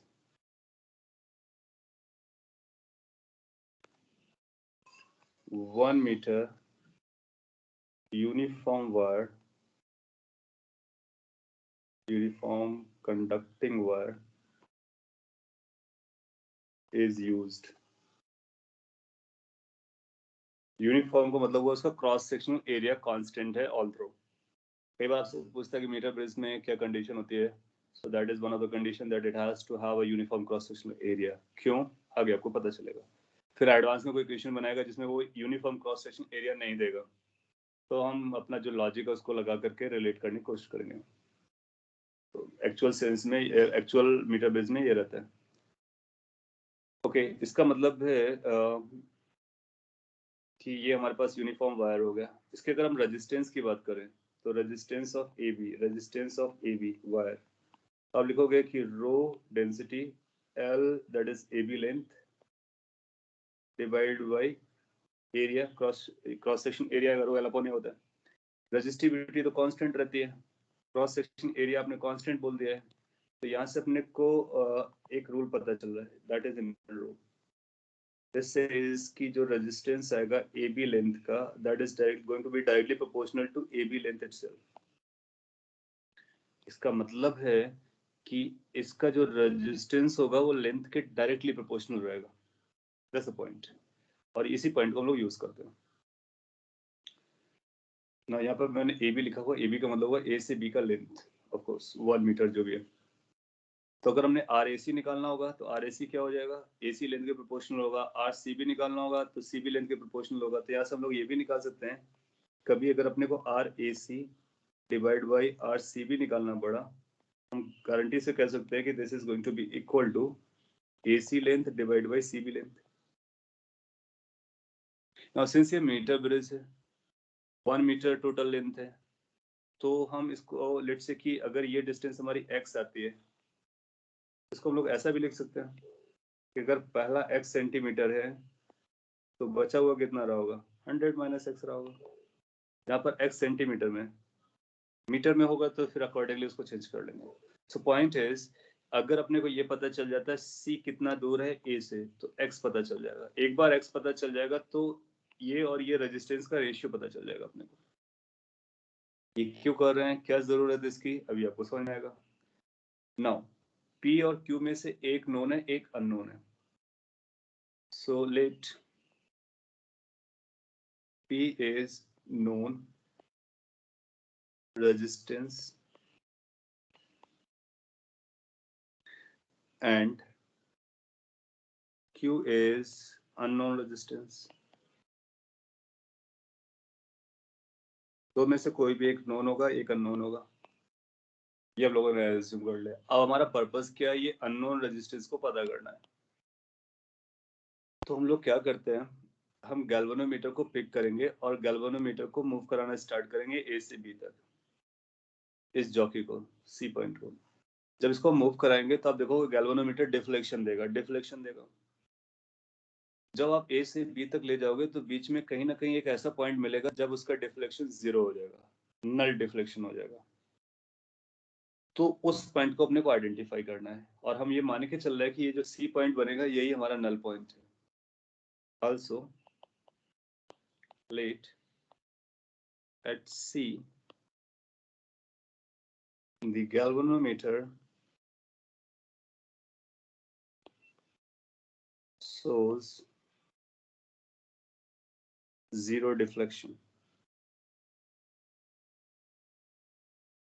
तो अगर इस पर उसने 0 डिफ्लेक्शन दिखाया है, इसका मतलब है हम लोग ये बोलेंगे कि C point is a null point. C is null point, और इसी नल पॉइंट की अपने को जरूरत पड़ती है। जैसे अगर आपको सी नल पॉइंट पता चला, तो क्या आप ऐसा समझ सकते हो कि ये कुछ व्हीट स्टोन ब्रिज बना हुआ है, एक रेजिस्टेंस, दूसरा रेजिस्टेंस, तीसरा रेजिस्टेंस, चौथा रेजिस्टेंस। यहाँ पे रेजिस्टेंस है क्योंकि कंडक्टर है ना, एक ये रेजिस्टेंस है और एक ये रेजिस्टेंस है, दिख नहीं रहा है, वायर में है। और इसके बीच वाला ज्वाइन करने वाले ब्रांच से कोई करंट नहीं जा रहा है। तो जब कभी बीच के ज्वाइन करने वाले ब्रांच से कोई करंट नहीं जाता है तो हम बोलते हैं कि ये बैलेंस्ड व्हीट स्टोन ब्रिज हो गया। सो हम ये क्लेम कर देंगे कि इमीडिएटली वी विल क्लेम कि this is balanced wheat stone bridge. और बैलेंस्ड व्हीट स्टोन ब्रिज में क्या रूल चलता है वो भी आपको पता है। हम बोलते हैं कि जो रेजिस्टेंस के रेशियोज होते हैं वो बराबर होते हैं। इसका मतलब P divide by resistance of AC must be equal to Q divided by resistance of CV।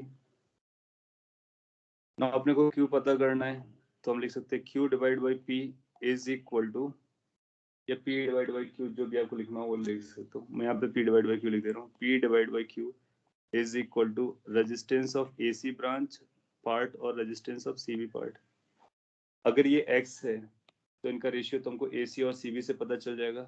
So this is going to be basically X divided by 100 minus X, या फिर AC divided by CV। Copy कर लीजिए।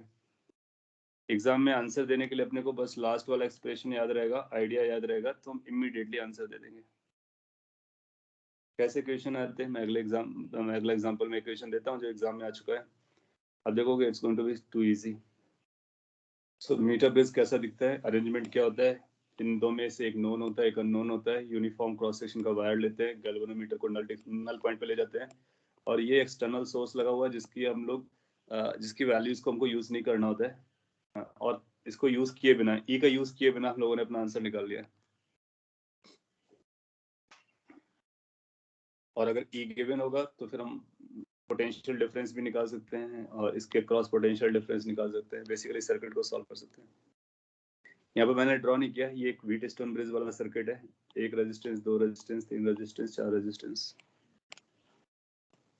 Copy कर लीजिए।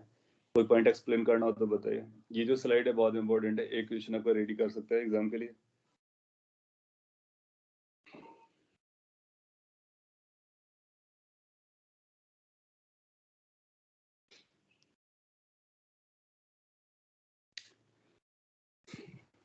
कैसा question आया था exam में? मैं सिमिलर टाइप का देता हूँ, नंबर्स बदल सकते हैं बट आइडिया एग्जैक्टली सेम रहेगा. It says find unknown resistance in the given meter bridge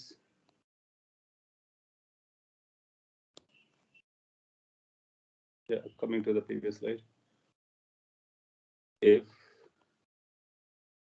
galvanometer shows null point,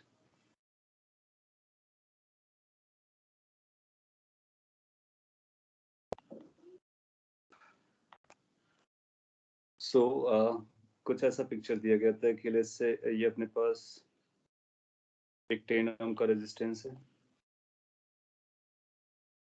ये एक अननोन रेजिस्टेंस है R,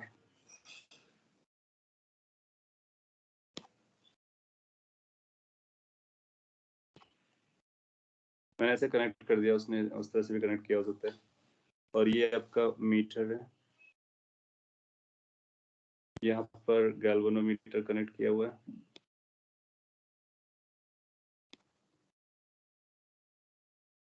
गैल्वेनोमीटर का की यहाँ पे दिखाया गया, जो कि this point is A point, this point is B point.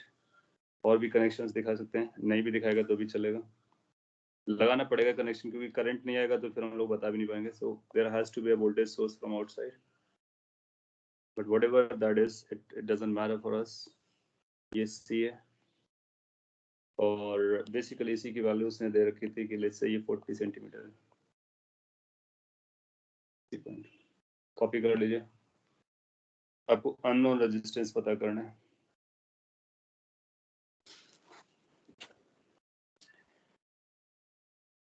Okay, जितना आपने सुना उसके बेसिस पे इसका आंसर दो, फिर हम आपको प्रीवियस स्लाइड पे ले जा रहे हैं.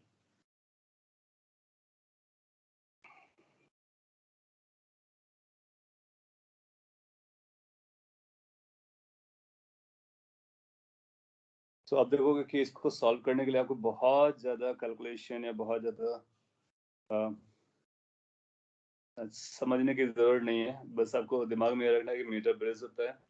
मीटर ब्रिज में जो लेंथ होती है वो 1 मीटर होती है, पहला पॉइंट. दूसरा पॉइंट यूनिफॉर्म वगैरह वो सब इनहेरेंट रहेगा.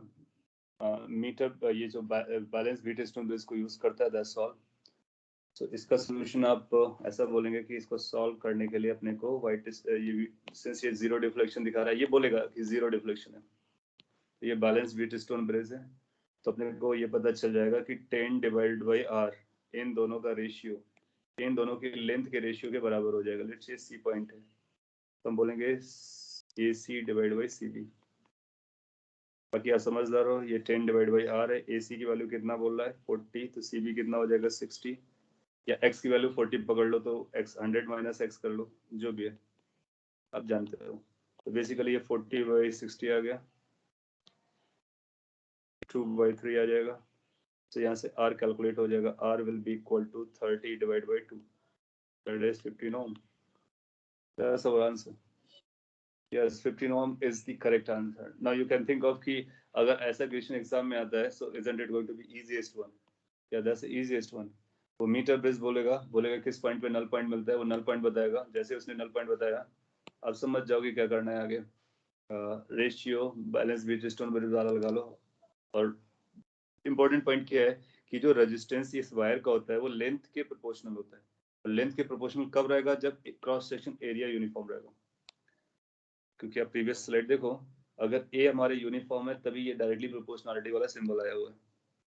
अगर ए वेरिएबल करेगा तो अपने को उसको भी लेके चलना है, ठीक है.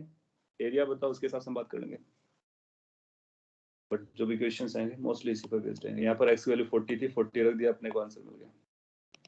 ये प्रीवियस स्लाइड है, कॉपी कर लीजिए और उसका सोल्यूशन भी मैंने आपको बता दिया. सो आपका ये मीटर ब्रिज का बेसिक वर्जन हो जाता है.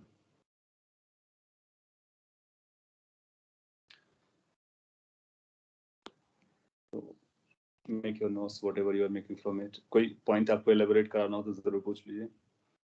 जम रहा है, परफेक्ट है, यूजफुल है.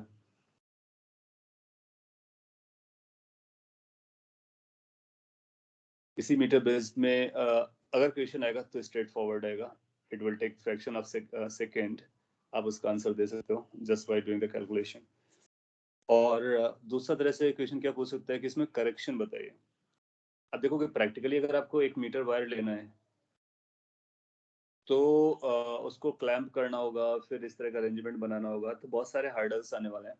उनमें से एक जो चैलेंज होता है जिसकी वजह से एरर आती है, जो कि लॉजिकल है, वो आपसे पूछता है आपका पर्पस है कि जो सी जो है, सी को आप ए से लेकर के बी तक ले जा सके। That means C must be able to travel from 0 pointer, तो 0 पॉइंटर कहीं ना कहीं होगा और कहीं ना कहीं 100 पॉइंटर होगा।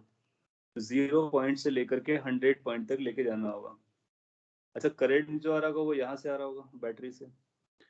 तो 0 को अगर आपको शो करना है जहाँ पर ये जॉकी या फिर पॉइंट आ सके, तो उसके बाद कुछ ना कुछ अमाउंट ऑफ वायर आपको होना जरूरी है जिसको आप क्लैंप करोगे या टाई करोगे। और जो भी क्लैंप और टाई वाला वायर होगा इस मीटर ब्रिज का, उस पर से भी करंट पास कर रही होगी। सिमिलरली 100 के इधर भी कुछ ना कुछ अमाउंट ऑफ वायर रहेगा। तो अगर मैं नट सेल में बात करूं तो हम लोग ये बोल सकते हैं कि इस वायर की जो एक्चुअल लेंथ है जिससे करंट जा रहा है वो 100 से ज्यादा है। अगर ये 100 से ज्यादा है तो इसका जो रेजिस्टेंस है टोटल, वो टोटल लेंथ पे डिपेंड करेगा। तो अगर हमको टोटल रेजिस्टेंस इसका यूज करना पड़ेगा तो वो 100 पे नहीं डिपेंड करेगा बल्कि 100 से ज्यादा होगा। तो कई बार उन पॉइंट्स को हमको काउंट करना होता है जो ये कॉर्नर पर होते हैं, एंड पॉइंट पर होते हैं, उसी को हम बोलते हैं end correction. So how we are going to do those end correction, मैं आपको आइडिया देता हूँ, अगर क्वेश्चन आता है तो आप जरूर करके बता दोगे इसको।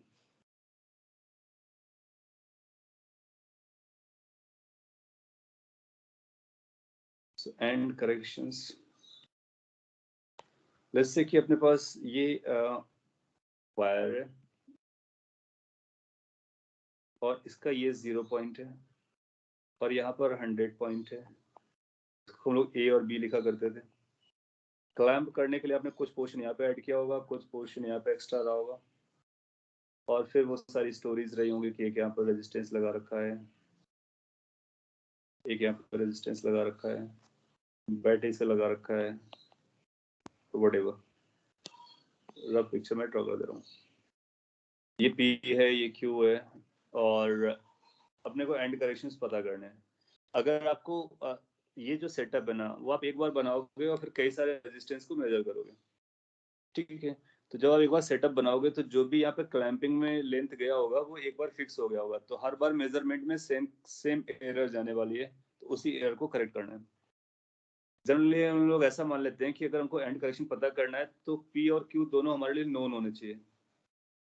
तो दो रेजिस्टेंस हम लेते हैं पी एंड क्यू, जो कि नॉन रेजिस्टेंस होते हैं, और इन नॉन रेजिस्टेंस की मदद से हम ये पता कर लेते हैं कि कितना करेक्शन करने की अपने को जरूरत पड़ रही है। तो let P and Q are known resistances. Moreover, यहाँ पर जो एक्स्ट्रा लेंथ है, लेट से वो अल्फा है, एक्स्ट्रा लेंथ, हम लेंथ को अल्फा से, ये नोटेशन है, सभी अधिकतर बुक्स इसी को फॉलो करते हैं। सो लेट से कि ए के एंड में अपने को अल्फा का करेक्शन करना है, बी के एंड में अपने को बीटा का करेक्शन करना है। So alpha and beta are end corrections at the two ends, and alpha and beta are end corrections.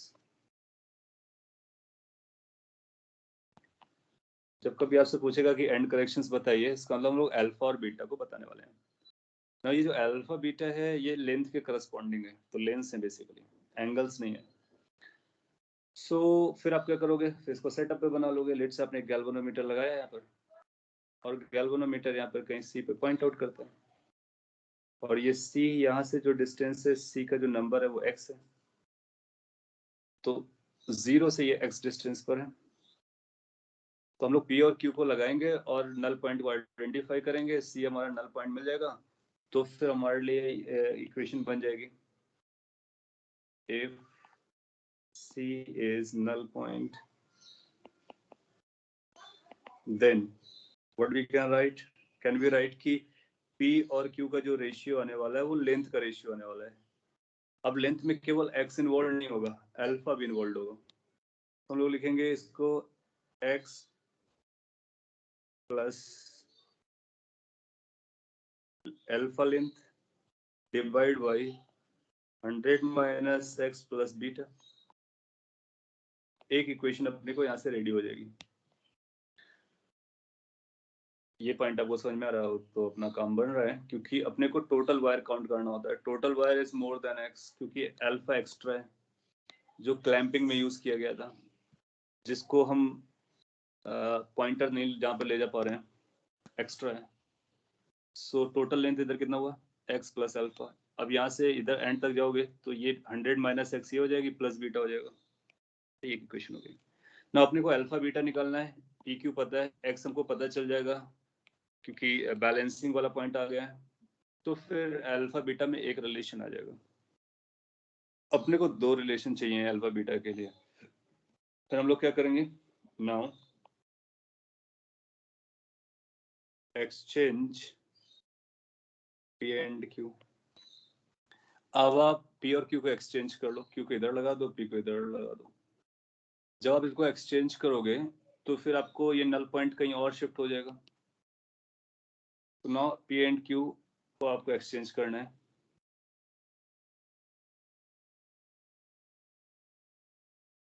And let's say कि then C dash is new null point.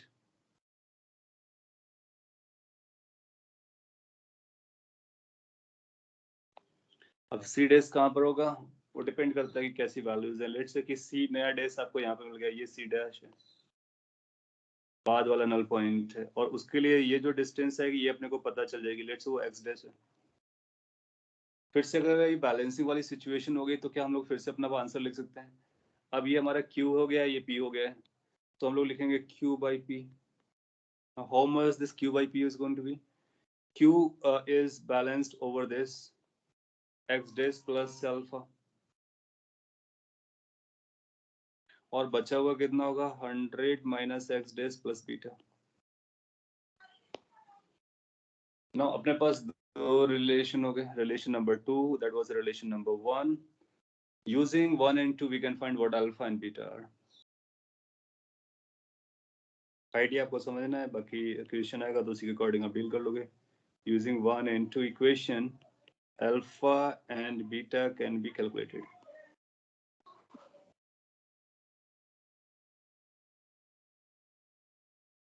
और यही जो अल्फा बीटा होंगे हमारे and correction हो जाएंगे।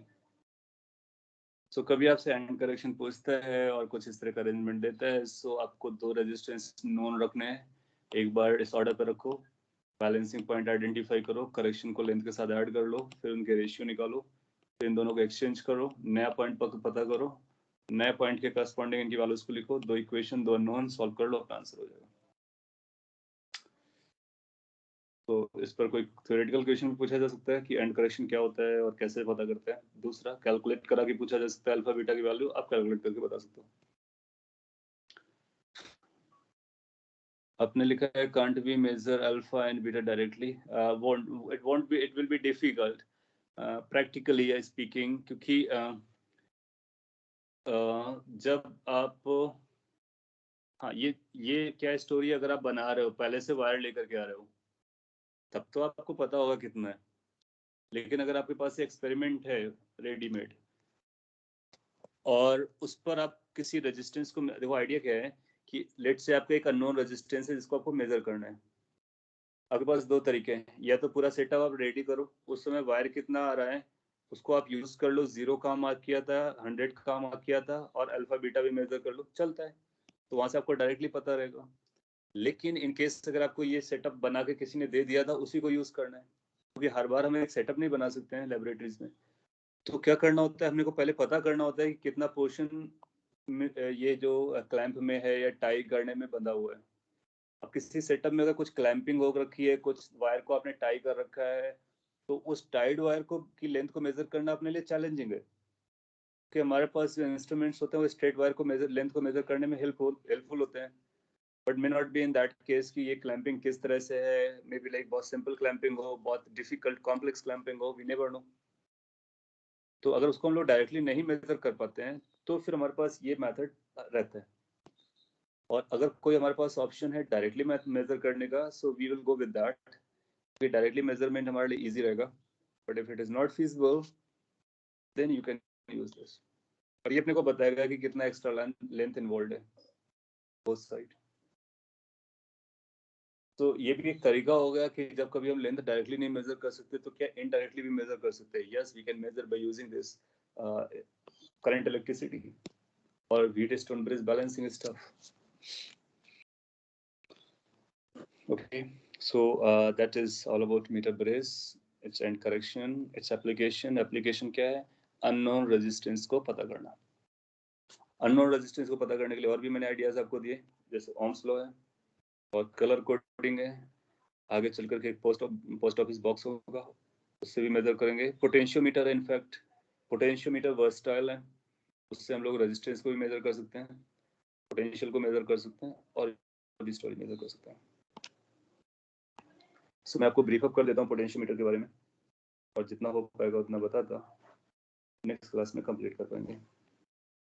Potentiometer ये volt meter से काफी ज्यादा प्रिसाइज है, क्योंकि ये सर्किट से करंट नहीं लेता है जिस सर्किट को ये मेजर कर रहा होता है। सो पर्पस क्या है पोटेंशियोमीटर का? मल्टीपल पर्पस के लिए यूज होता है।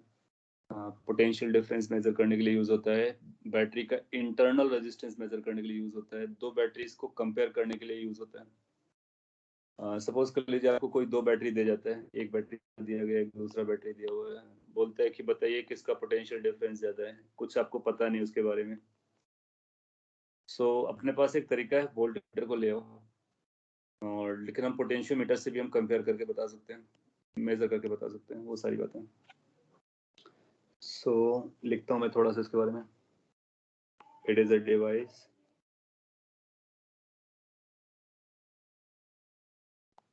that can be used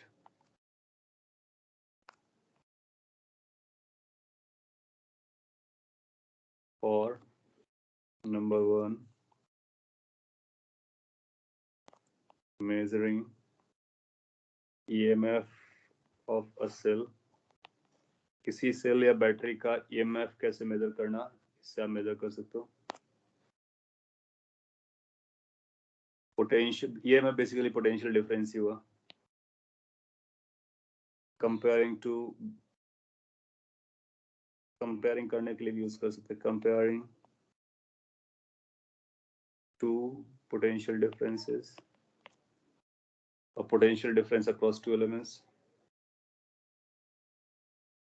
तीसरा, थर्ड, जो कि हम लोग पॉपुलरली यूज करते हैं, measuring internal resistance of a battery।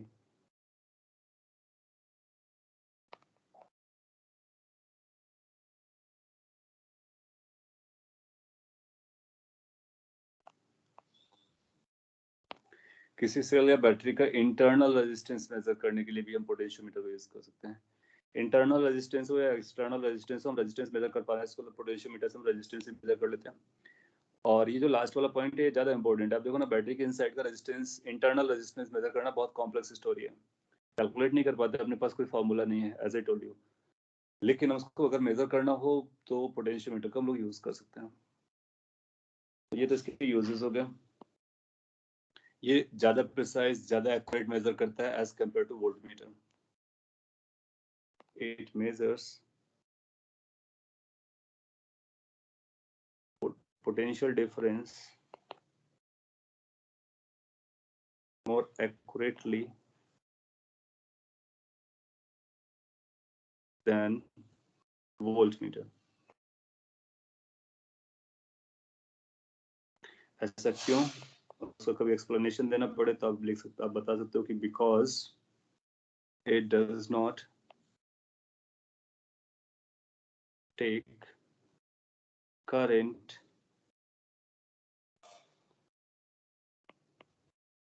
from the circuit where PD is being measured।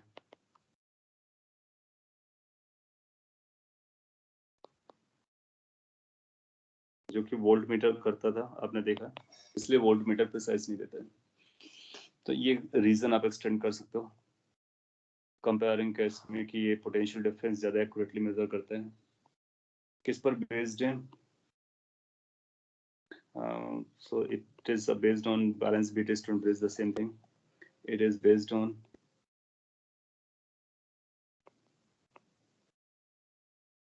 balanced Wheatstone bridge concept.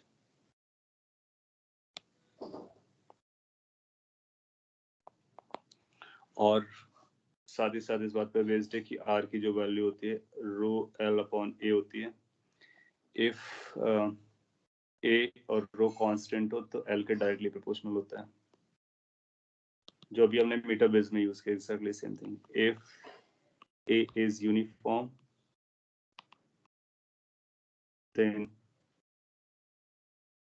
R is proportional to the length। इस point पर ये बेस्ड होता है। सो ये इसके बेसिक पॉइंट्स हैं। इसके बेसिस पर हम इसको डिजाइन करते हैं कैसा दिखता है। तो मैं भी आपको डिजाइन करके बताता हूँ how it look like and how the connections are made. फिर नेक्स्ट क्लास में इसके अलग अलग केसेस को हम लोग डील करेंगे। ईएमएफ मेजर करेंगे बैटरी का, कंपेयर करेंगे दो बैटरीज के पोटेंशियल को, इंटरनल रेजिस्टेंस को मेजर करके दिखाएंगे। मोस्टली क्वेश्चन वो ईएमएफ को पता करने के लिए या फिर इंटरनल रेजिस्टेंस को पता करने के लिए पूछता है। तुम बता सकते हैं, कॉपी कर लीजिए इसको। ये इसके मेन पॉइंट्स हैं, और भी इसकी स्टोरीज होती हैं, वो ओवर द टाइम आपको समझते रहेंगे। कैसा दिखता है ये लास्ट स्लाइड में मैं बता देता हूँ आपको। आपको इसके लिए क्या करना होता है कि एक वायर लेना होता है यूनिफॉर्म क्रॉस सेक्शन का। इस वायर की लेंथ 1 मीटर हो जरूरी नहीं है, कुछ भी हो सकती है क्योंकि ये मीटर ब्रिज नहीं है। So it can be of any length, so it has to be uniform wire, एक कनेक्ट करना होता है। फिर इस यूनिफॉर्म वायर को आपको किसी सर्किट से कनेक्ट करना होता है, एक्सटर्नल सर्किट से, एक्सटर्नल सोर्स है, जिसको हम लोग बहुत कम यूज करते हैं। तो ये हमारा ईएमएफ होगा, ये कोई आर होगा और समथिंग लाइक दैट। ये वेरिएबल रेजिस्टेंस आप आपको बदल सकते हो। ये सोर्स है, हमारा मेन फोकस इससे होता है। इसके साथ ही साथ वी मेक एन अरेंजमेंट। इसके इस साइड हम लोग बैटरी को लगाते हैं। लेट्स से कि अपने को एक बैटरी का ईएमएफ मेजर करना है, सिंपल वाला केस बनाना था। ये बैटरी, इसका ईएमएफ हमको पता करना था। तो हम लोग क्या करेंगे कि यहाँ पर एक स्विच लगा लेंगे और यहाँ पर एक आगे बढ़ करके गैल्वेनोमीटर लगा लेंगे। इस गैल्वेनोमीटर को हम यहाँ पर मूव करेंगे। तो इस तरह का हम लोग अरेंजमेंट बनाते हैं ना। ये सब एक्सटर्नल है, हमारे काम का नहीं है। ये जो ई नॉट है इसी को अपने को पता करना है। सो इसको पता करने के लिए हम लोग करते क्या है, इस जॉकी को मूव कराते हैं और ये लेट से सी पॉइंट पर आकर के फॉल करता है। Again this can run from A location to B location anywhere. A B की लेंथ कुछ भी हो सकती है, 1 meter, 2 meter, half meter, whatever. So जब हम इसको मूव कराते हैं तो फिर ये देखते हैं गैल्वेनोमीटर कहाँ पर जीरो पोटेंशियल, जीरो डिफ्लेक्शन दिखा रहा है। जहां पर गैल्वेनोमीटर जीरो डिफ्लेक्शन दिखाएगा वहां पर आप पाओगे कि यहाँ से करंट जाना बंद हो जाएगी। ये बैटरी आइडियल होगी तो इसके पास इंटरनल रेजिस्टेंस वगैरह भी हो सकता है, तो वो भी दिखाया जा सकता है।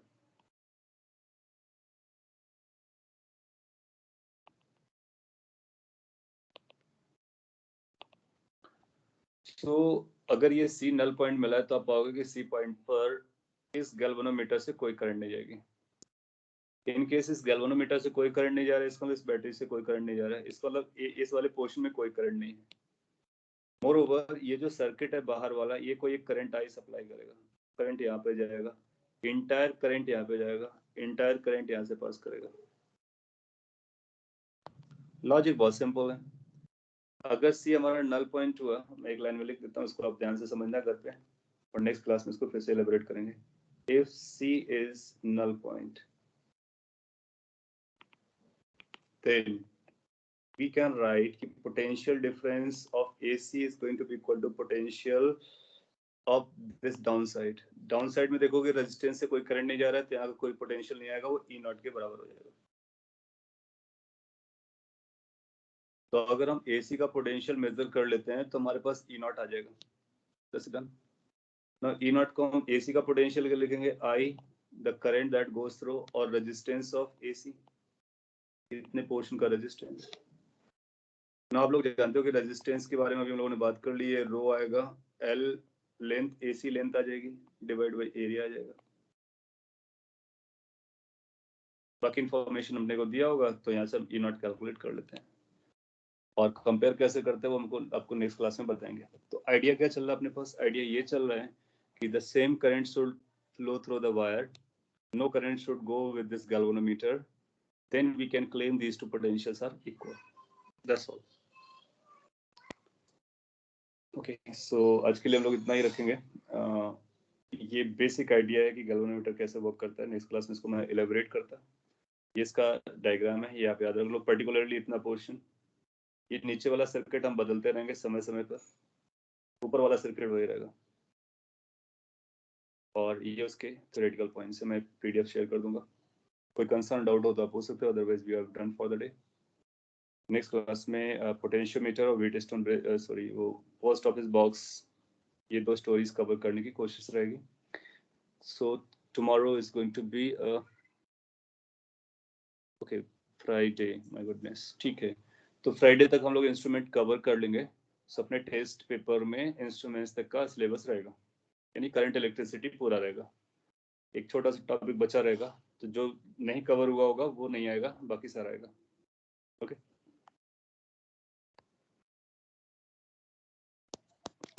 well that's all for the day। अगर कुछ आपको पूछना है तो आप पूछ सकते हो, otherwise we can wild it out.